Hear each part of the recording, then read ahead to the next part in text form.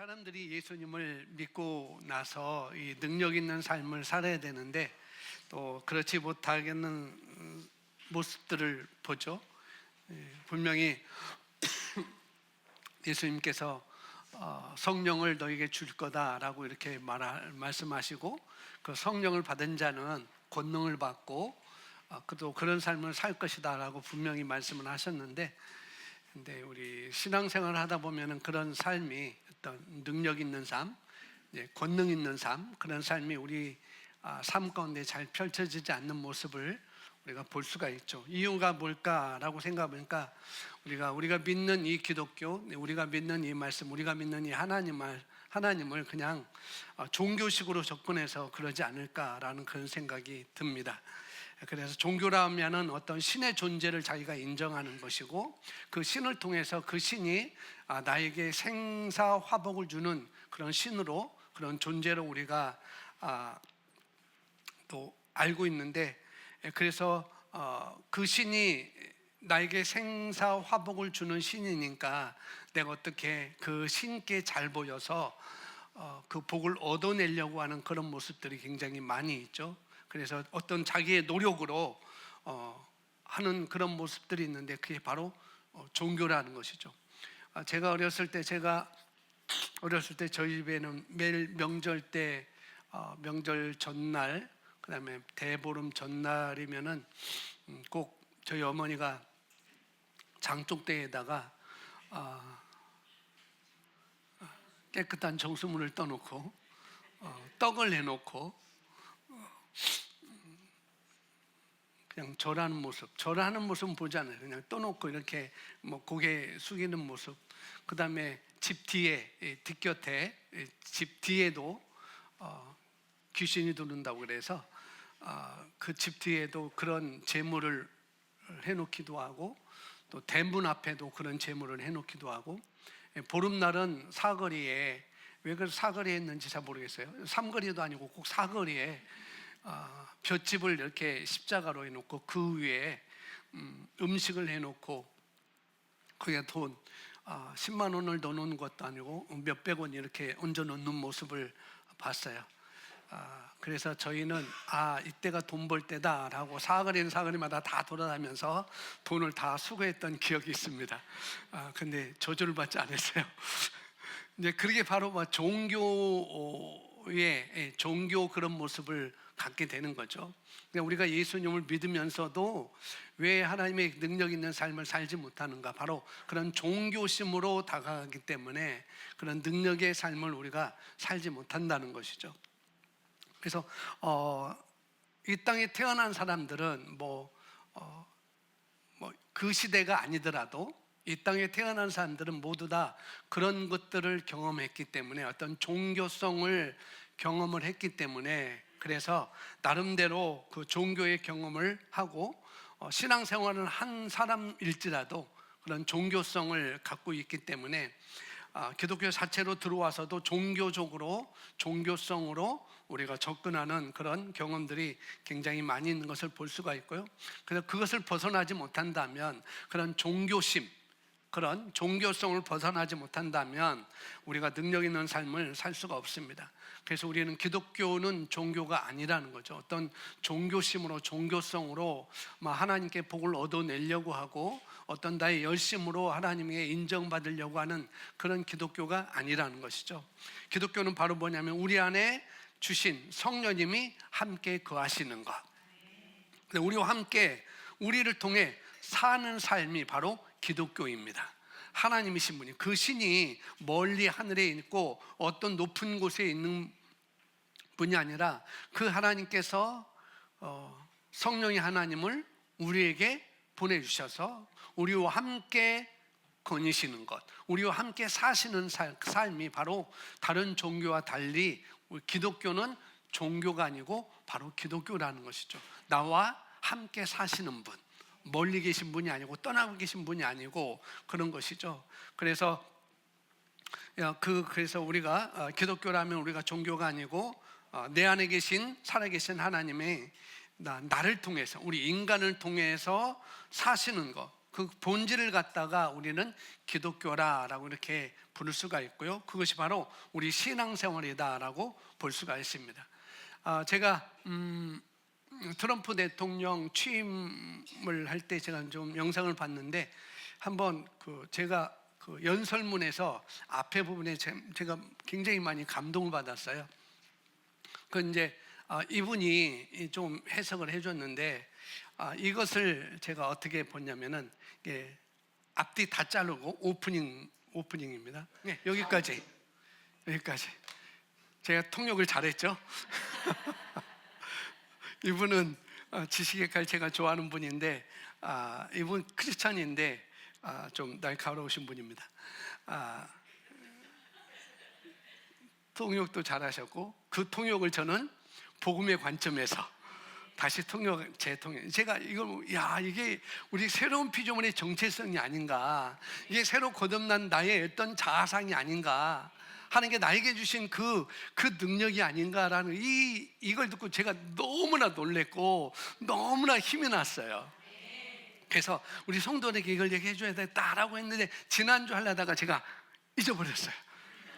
그리고는 제가 제 메모 여기 아이패드에 첫 번째 빨간 거로 지식의 칼 트럼프 대통령 연설문 딱 써놨어요. 잊지 않으려고. 정말 뜻깊었습니다. 물론 미국 트럼프 대통령이 자기 나라에 대한 그런 정책을 이렇게 필 것이다라는 그런 마음을 갖고 있지만은 내가 하나님 나라에서 그 하나님 나라 안에 있는 내가 새로운 본성을 가지고 사는 삶이 바로 이런 삶이 아닌가라는 것들 다시 한번 생각하게 됐습니다. 우리 하나님께서 우리 예수님을 살아가는 예수님 보내신 것은 우리가 옛날에 그 생명, 여기 말한 우리가 그 옛날에 그 생명, 그 죄의 본성을 가진 그 생명을 갖고는 우리가 승리하는 삶을 살 수 없기 때문에, 그래서 하나님께서 예수님을 통해서 보내주신 것이 바로 영생이라는 생명이죠.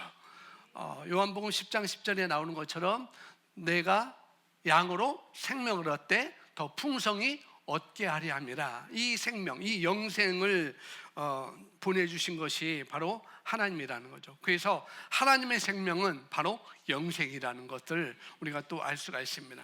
그래서 요한복음 3장 5절에 이 니고데모가 이 영생에 대해서 관심이 있었고 그래서 예수님을 찾아옵니다.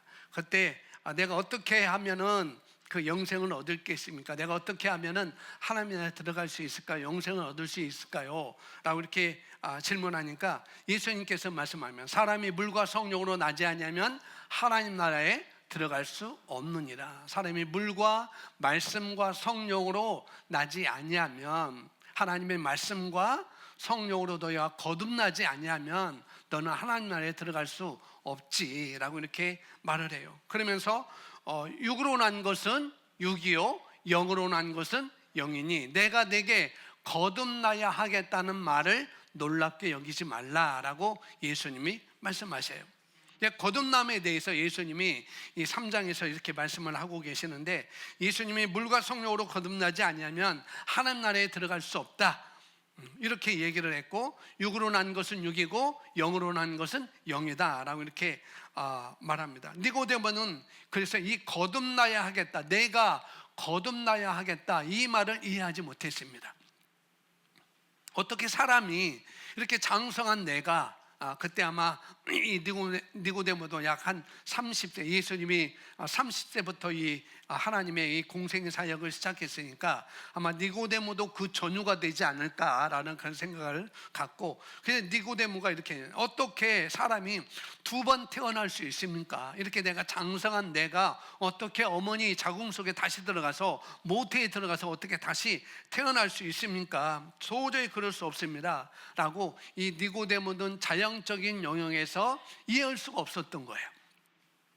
그래서 예수님이 육으로 난 것은 육이고 너는 영으로 나야 되는 거야, 영으로 거듭나야 되는 거야, 영으로 난 것은 영이다 라고 이렇게 말씀을 해주고 있는 거죠. 어떻게 다시 태어날 수 있습니까? 거듭난다는 것은 뭐냐면은 하늘로부터 영적으로, 영으로 난 것은 영으로, 하늘로부터, 하나님으로부터 영적으로부터 거듭나는 것이야 라고 이렇게 예수님은 이렇게 말씀을 하고 계셨죠. 그래서 거듭난다는 것은 영의 그리스도의 생명이, 아들 예수 그리스도의 생명이, 하나님의 생명이 저와 여러분에게 주어지는 것입니다. 그것이 바로 주어지는 것, 다른 말로 전이 되는 거죠. 전이. 거듭나는 순간 이것은 일어나게 되었어요. 우리가 거듭나는 순간 우리는 다시 영으로 다시 태어나게 된 것입니다. 하늘로부터, 그 말씀으로부터 우리가 다시 태어나게 된 것이죠.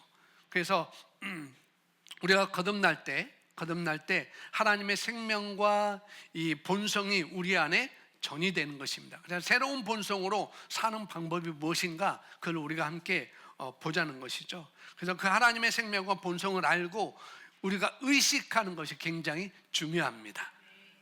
우리가 거듭나면서 하나님의 생명과 본성을 우리가 갖게 됐고, 또 우리가 받게 됐고, 거듭났다는 얘기는 바로 우리가 다른 본성을 가지고 살아갈 수 있는, 기능할 수 있는 새로운 탄생을 했다는 것을 말씀을 해주고 있는 것이죠. 그래서 이 새로운 탄생의 본질이 뭔가, 그런 얘기가 있잖아요. 거인 줄 알았는데 백조였다. 어느 날 한 소년이 강가의 풀밭에서 거위알처럼 된 어떤 알을 주워가지고 후라이 해 먹을 수 있는데 회를 안 먹고 거위들이 있는 거기, 우리의 그 거위 엄마가 품고 있는 거기에 그 알을 넣었어요. 어느 날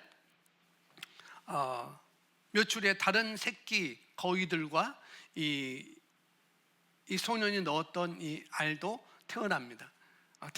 태어나 보니까 형 누나들과 달리 얘는 눈 위가 검은 점이 있는 거예요. 그래서 그 집에서 너의 별명은, 너의 이름은 점점이다 라고 정해졌어요. 눈이 점이 있으니까 너는 점점이야 라고 이렇게 정해졌어요.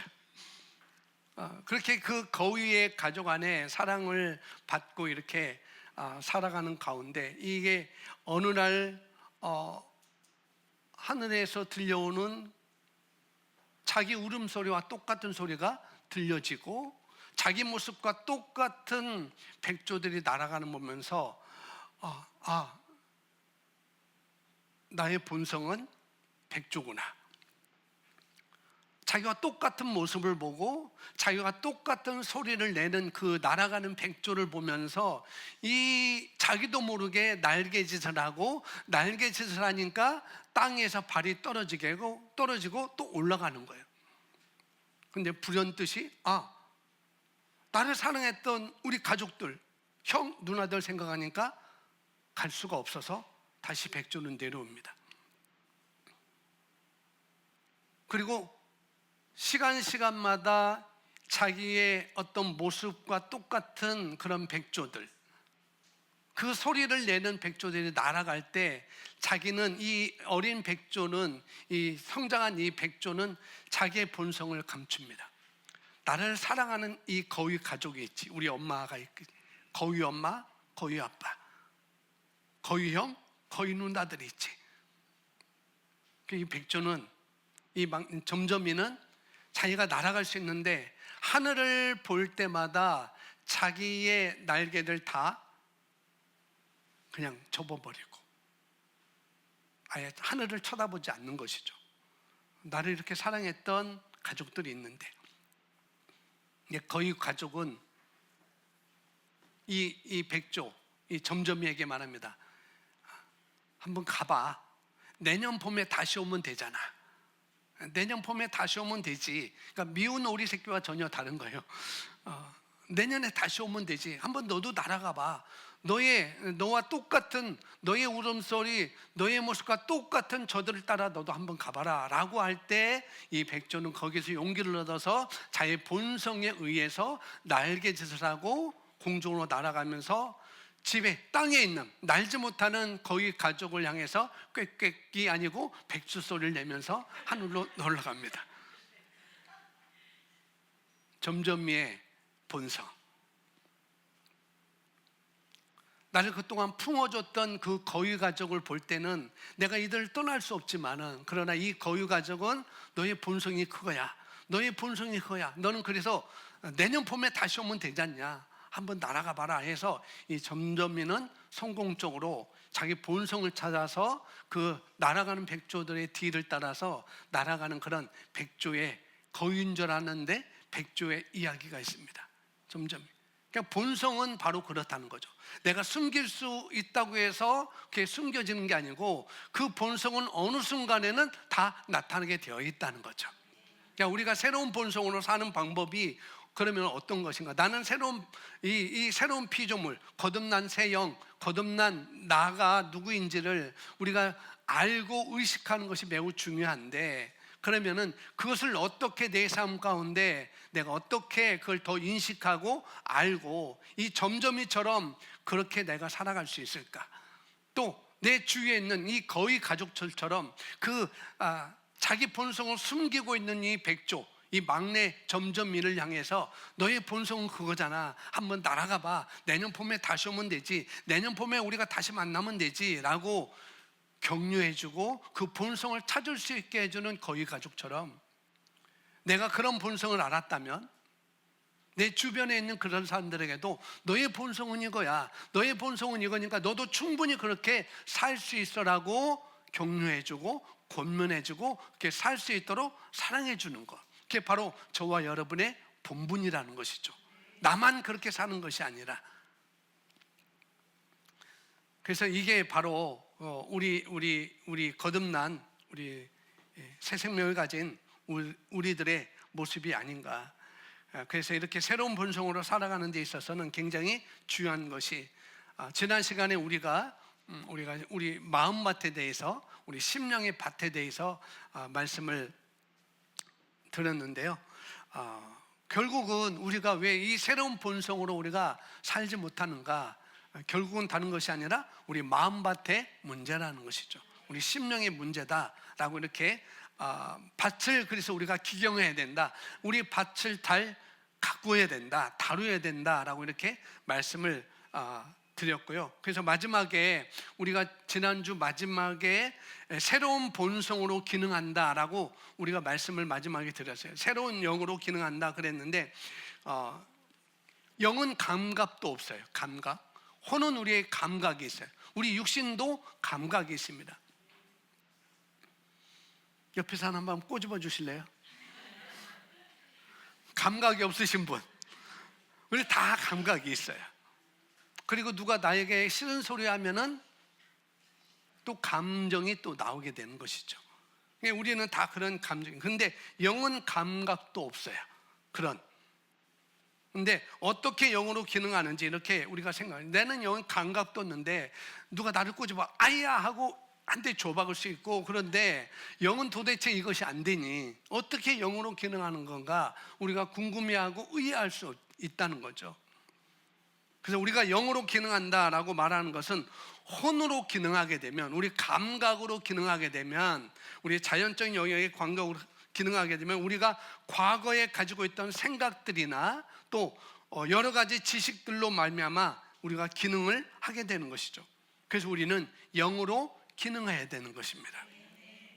자, 요한복음 6장 63절에 이렇게 말씀을 하고 있습니다. 함께 읽어보겠습니다. 살리는 것은 영이니 육은 무익하니라. 내가 너에게 한 말이 영이요 생명이라. 아멘. 한 말이, 내가 너에게 한 말이 영이요. 하나님의 말씀이 영이라는 거죠. 내가 너에게 한 말이 영이다. 하나님의 말씀이 영이라고 말하니까, 그러니까 너희가 영으로 기능한다는 것은 우리가 말씀으로 기능한다는 것입니다. 말씀으로 기능한다는 것.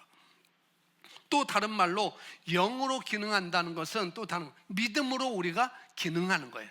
믿음으로 우리가 반응하는 것입니다. 믿음으로 내가 살아내는 것이에요.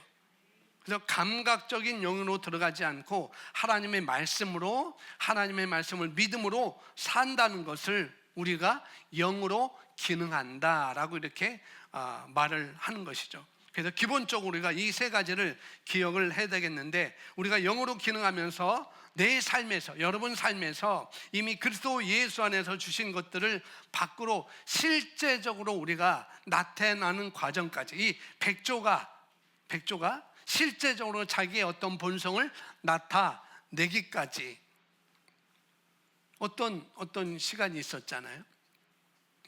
그래서 우리가 똑같이 내 안에 주신 것들, 새로운 본성, 하나님의 생명, 하나님의 본성, 이것을 우리에게 실제로 주셨는데, 이것이 실제 나타나는 과정까지 우리가 이 세 가지를 바르게 하면은 충분히 내 삶 가운데 나타낼 수가 있다는 것이죠. 첫 번째는 뭐예요? 동일시라고 그랬습니다. 우리가 너무나 잘 알고 있는 단어예요. 동일시. 다른 말로 예수님이 나를 어떤 자리에 두셨는가? 예수님이 나를 어떤 자리에 두셨는가? 구약 성도들은 이제 우리가 시편 91편에서 나오고 있는데, 이 시편 91편에서 말씀하기를 함께 읽어보겠습니다.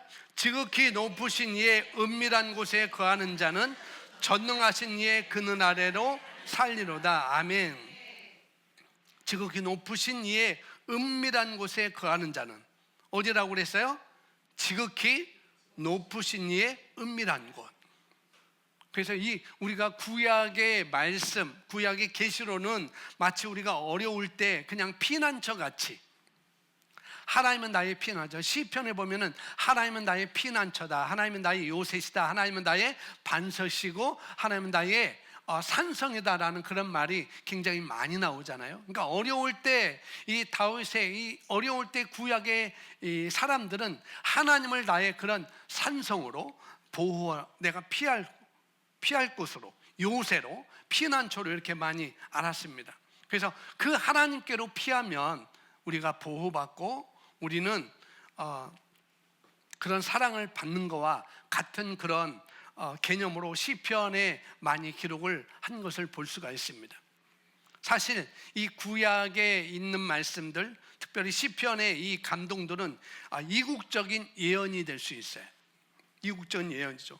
그러니까 실제적으로는 구약의 어떤 자연적인 영역에 맞는 얘기지만은 영적인 영역에는 또 앞으로 일어날 일에 대한 또 예언이기도 하다는 것이죠. 그래서 지극히 높으신 이의 은밀한 곳에 거하는 자는 전능하신 이의 그늘 아래 살리로다라고 말씀하셨어요. 그래서 지존자의 은밀한 곳에 거하는 것은 바로 우리가 그리스도 안에 거하는 것입니다. 아멘. 그러니까 지존자의 은밀한 곳에 가장 완벽하게 거하는 것은 다른 말로 우리가 그리스도 안에 있다는 거예요. 내가 그리스도 밖에 있는 게 아니고 내가 그리스도 안에 있다는 것. 그래서 그리스도 안에 있는 자, 이것이 바로 우리가 동일시하는 것이죠. 시편의 91편, 지극히 높으신 이의 은밀한 곳에 거하는 자는 안전하게 있는 것처럼 내가 그리스도 안에 있는 것, 이것을 동일시 우리가 하는 거예요. 그래서 우리가 잘 알고 있는 요한일서 4장 17절에 이렇게 말씀하잖아요. 함께 있습니다. 주님께서 어떠하신 것 같이 우리도 이 세상에서 그러하기 때문이라. 아멘. 우리가 그런 자라는 거죠. 주님께서 어떠하심과 같이 우리도 이 세상에서 그러하기 때문이다. 동일시를 여기서 아주 잘 설명을 해주고 있습니다. 예수님이 이 땅에 오셔서 죽으시고 장사되시고 또 승리하시고 부활하시고 하늘나라로 올라가시고 하늘과 땅의 모든 권세를 갖고 계신 그분이셨는데, 그런 분이신데 어떻게 해요? 그분이 그 권세를 바로 저와 여러분에게 주셨다는 건, 주께서 어떠하심과 같이 그분이 하늘과 땅의 모든 권세를 갖고 계신 것 같이 우리도 이 세상에서 그러하기 때문이다.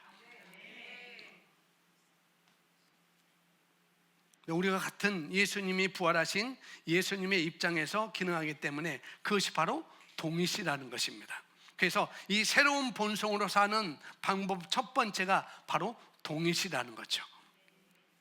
근데 종교로 이렇게 생각하면은 어떻게 감히 황공화업계도 어떻게 하나님과 예수님과 우리가 동일시 같다고 얘기할 수 있는가?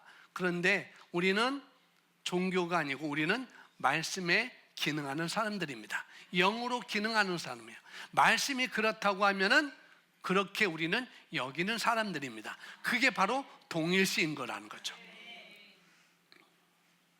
그래서 우리가 고백기도 하면서 셀 모임에서 고백기도 하면서 고백하면서 그리스도 안에서 내가 누구인가, 또 무엇을 가지고 있습니다, 나는 무엇을 가지고 있습니다, 나는 무엇을 할 수 있습니다 라고 이렇게 우리가 고백을 하는데, 계속 그렇게 말하는 것, 이것이 바로 우리가 동일시하는 것입니다. 그렇게 고백하는 것, 이것이 내가 동일시하는 것. 무엇과? 하나님의 말씀과 동일시하는 거예요. 그래서 새로운 본성으로 사는 방법, 동일시. 그 다음에는 두 번째는 뭐냐면 거주가 일어나야 됩니다. 동일시 다음에 뭐가 일어나야 된다고요? 거주가 일어나야 돼요. 이 거주라는 단어의 뜻을 사전에서 찾아보니까 잘 안 보일 수 있어요. 사전에 찾아보니까 이렇게 나와 있어요. 여기 기본 의미가 뭐라고 했어요? 일정한 곳에 자리를 잡고 머물러 사는 삶. 일정한 자리에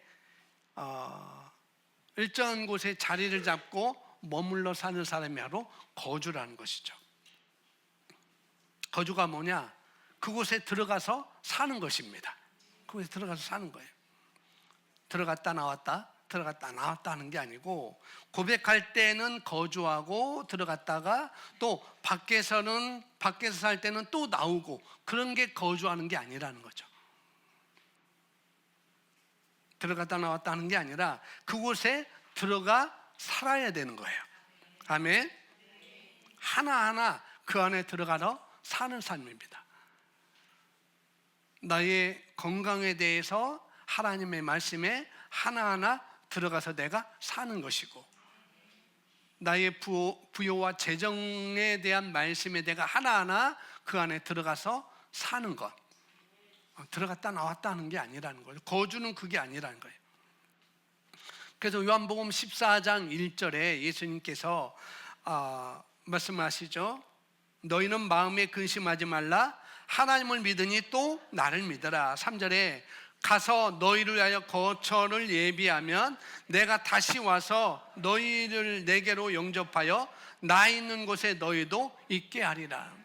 처소라고 되어 있는데 영어로는 place라고 되어 있습니다. 거주, 곧 장소라는 그런 의미가 있어요. 그러니까 우리가 낮은 차원의 그런 말씀을 우리가 이해할 때는 이것이 바로 천국이라고 말했습니다. 처소를 예비하러 간다. 저도 그랬어요. 예수님이 나를 위해서 천국을 예비하러 갔고 천국을 준비하러 가는구나 라고 이렇게 이해를 했죠. 근데 이미 천국은 다 예비되어 있는데 예수님 뭐 또 예비할 게 뭐가 있겠어요? 어쨌거나 우리가 그런 이해를 가지고 있었다는 거죠. 천국을 예비하러 가는구나, 천국을 준비하러 가는구나 라고 이렇게 생각을 했는데, 뭐 그것이 뭐 하늘나라, 처소는 하늘나라, 하나님 나라 이렇게 생각했죠.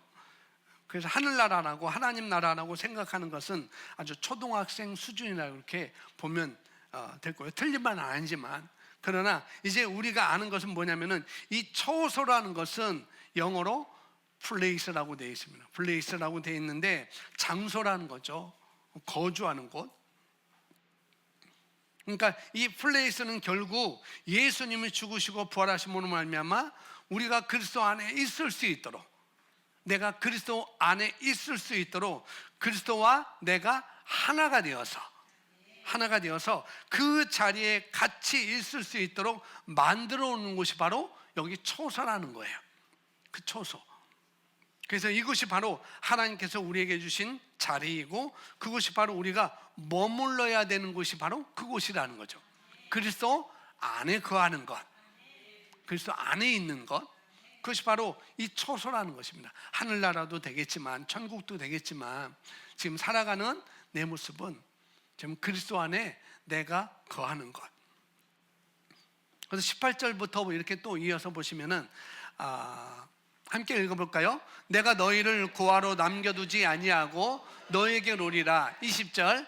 그 날에는 내가 내 아버지 안에 있고 또 너희가 내 안에, 내가 너희 안에 있는 것을 너희가 알게 되리라. 또 이어서 21절.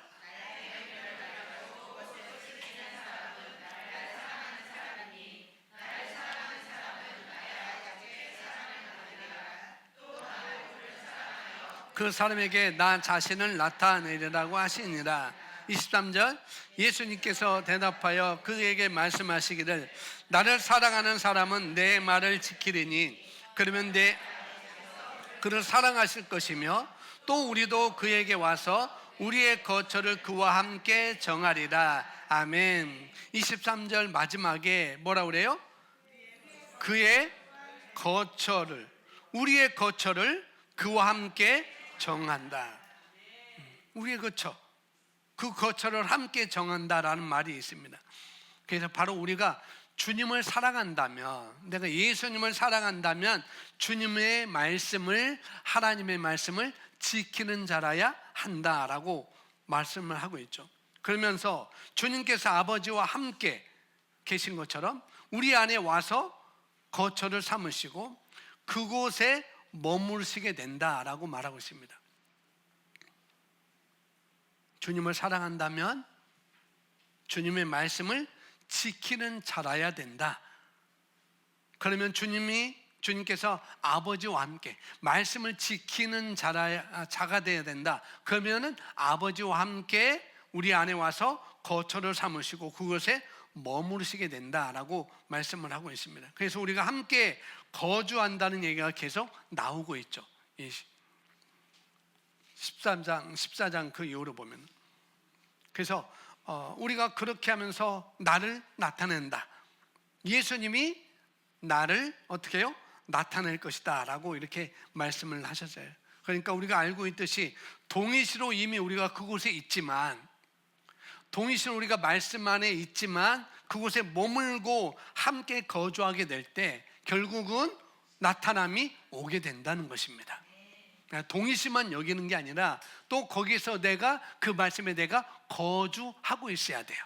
그 말씀을 내가 지켜야 되는 것이죠. 그 말씀을 내가 인식을 해야 되는 거예요. 그래서 하나님이 우리에게 그리스도 안에서 누구라고 하는지, 무엇을 가지고 있다고 하는지, 무엇을 할 수 있다고 하는지 우리가 맨날 고백하는 의인은 나의 것입니다, 승리는 나의 것입니다, 아가페 사랑이 내 안에 있습니다, 이런 것들이 결국 내가 그 안에 들어가서 알고 그거와 하나가 되어서, 그 말씀과 하나가 되어서 주님의 말씀을 따라 생각하고 말하고 또 그렇게 행동할 때 결국 나는 그 안에 거주하게 되는 거라는 거죠. 그러면 그 하나님의 역사가 저와 여러분의 삶을 통해서 나타나게 되는 것입니다. 그래서 바로 동일치를 우리가 잘 알고 있는데, 그래서 거주하는 것. 이 PPT는 없는데 여러분 유인물에 있을 거예요. 야고보서 1장 25절에 나와 있는데 이 거주하는 것에 대해서 말씀을 하고 있어요. 함께 읽겠습니다. 누구든지 자유롭게 하는 완전한 법을 들여다보고 그 안에 계속 머물러 있는 자는 듣고 잊어버리는 자가 아니라 오히려 실행하는 자니 이 사람은 그의 행실로 복을 받으리라. 거기 머물러 있는 거, 거하는 거, 비사이드라고 영어로 되어 있는데 거주하는 것입니다. 누구든지 자유롭게 하는 율법을 완전히 들여다보고 동일시 이것이 나에게 주신 말씀이구나, 내가 그런 자구나 라고 들여다보고 그 다음에 그 안에 머물러 있는 것, 거하는 것, 비사이드 거하는 것. 이런 사람은 자기가 행하는 일에서 복을 받으리라라고 말씀하고 있습니다. 이런 사람이 바로 그 하나님께서 약속하신 것이 우리 삶에 나타나게 된다라고 말씀을 하고 있습니다. 그래서 우리가 동일시하는 것도 중요하지만 또 동일시한 그 말씀에 내가 머물러 있는 것도 굉장히 중요하다는 것이죠. 머물러 있는 건 뭐냐? 인식하는 거예요. 의식하는 것입니다. 사고방식화하는 거예요. 어떤 일이 있어도 그걸 의식하는 것, 어떤 상황에서도 내가 그걸 의식하는 것, 그게 바로 거주하는 거예요. 그게 바로 머물러 있는 것입니다. 들어갔다 나왔다 하는 게 아니에요. 그 다음에 세 번째는 뭐예요? 나타남이라고 그랬어요. 나타남. 우리가 하나님의 말씀이 내 안에 와서 얼마만큼 나와 하나가 되어 있느냐, 그거에 따라서 우리가 달라지는 것입니다. 그 말씀이 얼마나, 내게 온 말씀이, 내게 보여주는 그 말씀, 내가 보고 있는, 들여다보고 있는 그 말씀이 내 안에 와서 얼마나 하나가 되었느냐, 그 말씀은 하나가 되는 동일시, 거기에 따라서 또 우리가 달라지는 것이죠. 우리가 요한복음 15장 말씀 굉장히 좀 긴데, 이 말씀은 이 나타남, 이 말씀은 수요일날 아주 제가 수요일날 말씀을 전했는데 그 말씀을 더 참고하면 되겠습니다. 자, 1절부터 5절 말씀까지 길지만 읽습니다. 나는 참 포도나무요 나의 아버지는 농부라.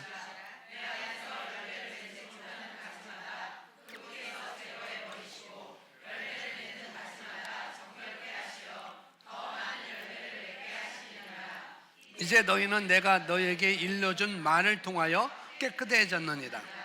내 안에 거하라. 그러면 나도 너희 안에 거하리라.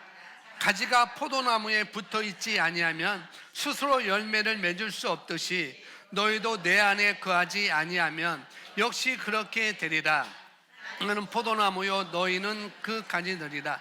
그가 내 안에 내가 그 안에 거하면 그 사람은 많은 열매를 맺느니라. 이는 나를 떠나서는 너희가 아무것도 할 수 없기 때문이라. 아멘. 똑같이 말하고 있죠. 예수님은 포도나무이고 우리는 가지다. 먹는 가지가 아니에요. 붙어있는 가지입니다. 그래서 그분과 우리가 딱 붙어 있으면, 말씀과 내가 하나가 되면, 그러면 열매는 내가 스스로 맺는 게 아니라 포도나무에 붙어 있으면 열매 맺는 것이기 때문에 그 열매는 자연스럽게 맺게 된다. 그렇게 말씀을 하고 있죠. 6절에서 8절까지 또 읽어보겠습니다. 내 안에 거하지 아니하는 사람은 가지처럼 버려져 말라 버리느니라. 그러면 사람이 그것들을 거두어 불 속에 던질 것이요 그것들은 다 버릴 것이다. 너희가 내 안에 거하고 내 말이 너희 안에 거하면 너희가 원하는 것은 무엇이나 구하라. 그러면 너희에게 이루어지리라. 내 안에 거하지 않으면, 7절에 너희가 내 안에 거하고 내 말이 너희 안에 거하면, 결과는 어떻게 해요? 너희가 원하는 것은 무엇이나 구하라. 그러면 너희에게 이루어지리라 라고 말씀합니다.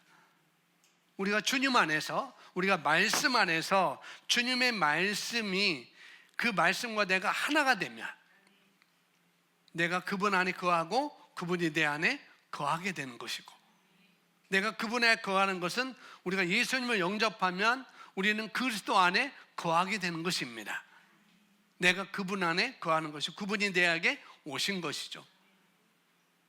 그리고 그분의 말씀이 나에게 거함으로 말미암아, 이제는 그분의 말씀이 내 안에 거함으로 말미암아 내가 그분의 계명을 지키는, 그분의 명령을, 그분의 말씀을 모두 지키는 사람이 돼서 그분이 내 안에 어떻게 거하게 되면, 그럼 그 사람은 뭐든지 원하기만 하면 다 된다라고 말씀하고 있어요.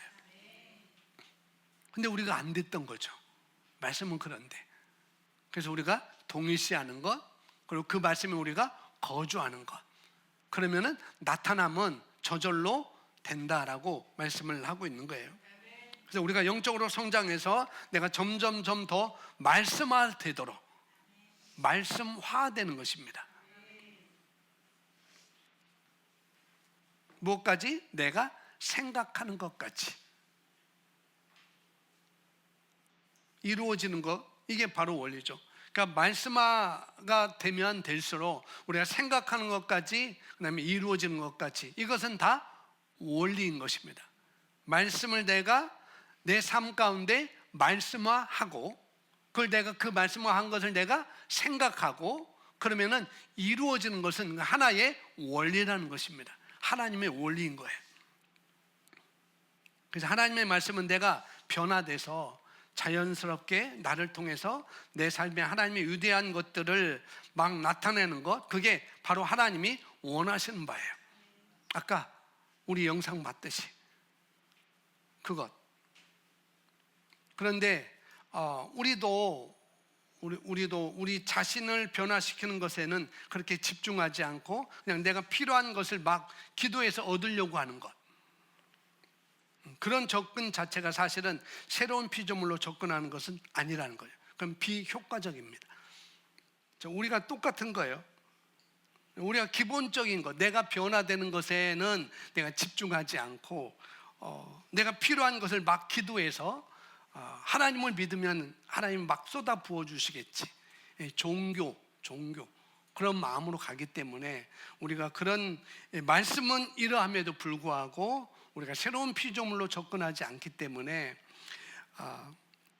비효과적이라는 것이죠. 우리가 많이 기도하잖아요. 가면서도 기도하고 운전하면서도 기도하고 뭐 여러 가지 기도할 시간이 너무 많은데 우리가 많이 기도하지만 어떤 것도 기도 응답이 되기도 하고 또 어떤 것은 오래 걸리기도 하고 그럴 수도 있습니다. 어떤 것은 안 되기도 하고 또 여러 가지 경험을 우리가 하게 되는 것이죠. 그러나 중요한 건 뭐냐? 내가 하나님의 말씀으로 그러니까 내가 포도나무에 내가 가지로 붙어 있으면 동의시하고 거주하면 그 포도나무가 전달하는 그 모든 것을 내가 통과시킨다면, 포도나무에서 전달하는 것 모든 것을 내가 가지로서 내가 통과시킨다면 그러면은 뭐예요? 열매는 자연스럽게 맺혀지는 거예요. 가지가 그렇게 애쓰지 않아요. 가지는 붙어 있으면 되는 것이죠. 그런데 지금 내 밭이, 내 심령의 밭, 내 마음의 밭이 돌짝밭, 돌 같은 것이 참 많죠. 잡초 같은 것이 참 많은데 이런 것들이 섞여가지고 통과를 못 시키게 되는 것이죠. 예수님이 아닌, 말씀이 아닌 그런 다른 생각을 하고 있으니까 통과를 못 시키는 거예요. 그래서 하나님께서 주신 말씀을 통해서 우리가 그때그때 계속 생각을 바꾸고 조정해 나가야 되는 것입니다. 아멘. 우리 김현희 권사님은 송구역신님한테 간증을 하셨는데 주변에 전도에서 구원받을 사람이 많이 있지만 나도 그런 마음이 있지만 그러나 그래도 알긴 알지만 그냥 용기도 없고 어떻게 할 줄도 잘 몰랐던 거죠. 담대함도 어느 순간에 사라진 것 같고 용기도 그렇게 사라진 것 같고 내가 나가서 전도하자니 좀 부담도 되고 그런 것들을 간증했는데 그런데 어느 순간에 독서 모임을 통해서 본인이 성경 읽기를 통해서 깨닫게 된 거죠. 만난 사람에게 만나서 그럼 우리는 독서 모임 하자, 그럼 우리 한번 성경 읽어보자 라고 하니까 자연적으로 영혼 구원하게 되는 것이고 그런 것들을 알게 된 것이죠. 성경 읽다가 독서 모임 하다가 감동받아서 말씀의 감동을 받아서 그렇게 또 결국은 밖에 나가서 전도하는 게 아니라 내 삶의 이야기를 하고 또 자연스럽게 그렇게 들어주고 그렇게 그러다 보니까 그럼 우리 성경 읽어요, 그럼 우리 책 읽어요. 그렇게 하다 보니까 어떻게 해요? 그래 라고 해서 모임을 갖게 되고 그 사람들이 내가 다니는 교회 나도 가고 싶다, 그렇게 자연스럽게 되는 것이죠. 영혼 구원하는 자리까지 이게 가게 된 거다, 이렇게 우리가 간증을 들었습니다. 그래서 하나님의 말씀으로 우리 사고를 계속 바꿔야 됩니다. 우리 심령의 밭이 그렇게 골라지는 거야. 내 심령 하나님의 말씀으로 계속 적용함으로 말미암아 동일시하고 그 말씀에 머물러 있고 어떻게 해요? 또 인식함으로. 그래서 기본적으로 우리가 정말 하나님께서 우리에게 주신 것들을 당연하게 나타나게 되어 있다는 것이죠. 왜? 하나님의 말씀은 생명이 있기 때문에 내가 한 말이 영이고 생명이다라고 말씀하고 있잖아요. 하나님의 말씀 생명이 있기 때문에, 그래서 우리가 밭을 잘 다뤄야 됩니다. 네, 마음의 밭을. 내가 모르는 거 있는데 성경을 보면 성경이 그래요. 그러면은 지금 나한테 뭘 하라고 하는 거라고 받아들이지 말고, 어떻게 해요? 성경이 그렇다면 그게 옳고 그게 맞아, 그걸 나는 믿을 것이고 나는 그것을 받아들일 거야, 그렇게 생각할 거야 라고 받아들인다면, 우리 그러면은 그 부분에 또 하나가 뚫리게 되는 거예요. 이제 우리가 뭐 그런 정치적으로 뭐 많은 뉴스를 들으면 무슨 생각이 나오잖아요. 계속 그런 것들 나오는데, 우리가 나름대로 다 생각들이 다 있잖아요. 우리 나름대로 과거의 경험도 있고 이런 것도 있습니다. 나는 이게 옳고 저거는 틀렸어라는 생각이 다 가지고 있어요. 그러나 하나님의 생각은 아주 다르다는 거죠. 제 생각과 달라요. 하나님의 생각. 항상 저를 비롯해서 많은 사람들이 어떤 일을 보면 이제 A가 잘못됐고 B가 잘못됐고 그렇게 판단을 하게 되죠. 법에 의해서 혹은 도덕적인 기준에 의해서 A가 잘못됐고 B가 잘못됐고 이렇게 우리는 접근을 하잖아요. 저도 그렇고 여러분도 그렇고. 그런데 예수님 항상 어떻게 접근하셨냐면은 이 문제에 대해서 하나님의 의가 어떻게 이루어질 것인가, 그걸 생각하셨어요. 그리고 우리가 어떤 문제를 나에게 왔을 때 그것이 고민하지 말고 이건 이렇게 되고 저렇게 되고 이게 틀렸고 이게 맞았고, 그러기보다도 이 상황을 통해서 하나님의 의가 어떻게 이루어질까 먼저 그렇게 생각해야 돼요. 저도 그렇게 생각을 해야 되는 것이고, 그게 가장 중요합니다. 어떤 사람이 살았어요. 이 사람이 지금 아픈데, 이 사람이 지금 아픈 것이 어머니의 죄입니까? 아니면 자기의 죄입니까? 라고 할 때 예수님은 뭐래요? 하나님의 의가 이루어지는 것이 중요하지. 이와 비슷한 말씀을 하셨어요. 우리가 사는 삶 가운데 이게 굉장히 중요해요. 그래서 무엇을 여러분이 어떤 문제에 맞닥뜨리든지 중요한 것은 이게 옳고 그게 그르다, 그런 것보다도 이 일을 통해서 하나님의 의가 어떻게 이루어질 것인지, 이 일을 통해서 하나님의 말씀이 나에게 어떤 축복을 줄 것인지, 그것을 우리가 바라볼 수 있는 눈으로 접근을 해야 된다는 거죠. 우리의 습성대로 우리가 하고 싶은 것들이 있고 당연하다고 우리는 생각할 수 있어요. 그러나 하나님의 말씀은 뭘 말하는가? 그러니까 하나님의 말씀을 통해서 내가 그것을 다시 재조명을 해야 돼요. 저라고 항상 맞는 건 아니에요. 왜냐하면 저도 역시 어떻게 해요? 말씀을 통해서 저를 조명해 가는 것이죠. 그게 중요합니다. 이렇게 바라볼 때 우리 심령의 밭이 다 다루어지게 되는 것입니다. 우리 마음밭이 우리 안에 마음밭이 잘 다루어지면, 그러면은 감각이 생겨요. 이런 부분에 이렇게 해야 되는구나, 그런 감각이 생기게 됩니다. 말씀을 들으면 우리 가슴이 뜨거워지게 되는 것이고, 말씀으로 가슴이 뜨거워지고 기도할 때 여기서 생수의 강이 분명히 흘러나리라 라고 요한복음 7장에 말씀을 하고 있습니다. 그래서 우리가 기본적으로 마음을 열고 하나님의 말씀을 하나하나 들을 때마다 내 이 생각이 옳아. 어떤 경우라 하더라도 물질적인 문제든지 어떤 문제든지 모든 생각이 모든 면에 내 생각이 옳아, 그렇게 하지 말고 뭐예요? 성경에 뭐라고 말씀을 하고 있는지, 말씀은 뭐라고 하고 있는지, 그러니까 하나님이 내 안에 거주하는 상태가 되는 거예요. 말씀이 뭐라고 하고 있지? 이것이 누구의 의를 이루는데 필요하지? 거기에 거하는 것입니다. 그러면 그분은 나와 같이 있기 때문에 그 사람의 생각만 해도 그 일은 이루어지는 열매가 맺게 되는 삶이 되는 것이죠. 하나님이 우리에게 주신 삶이 바로 그런 삶이라는 것입니다. 그래서 요한복음 15장 7절에 그래서 바로 이렇게 말씀하고 있죠. 함께 다시 한번 읽습니다. 너희가 내 안에 거하고 내 말이 너희 안에 거하면 너희가 원하는 것은 무엇이나 구하라. 그러면 너희에게 이루어지리라.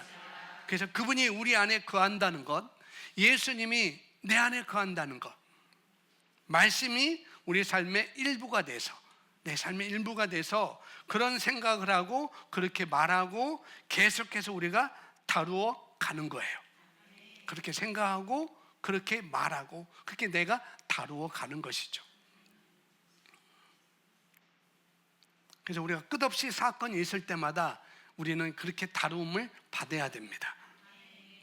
여러분이 억울하고 힘든 일이 과거에 있다 하더라도 그때 내가 정말 그 도덕성을 따지면 내가 잘못한 게 없고 상대가 잘못됐어, 이렇게 얘기할 수 있지만, 그러나 그렇게 접근하지 말고 그거는 과거의 접근인 것이고, 뭐예요?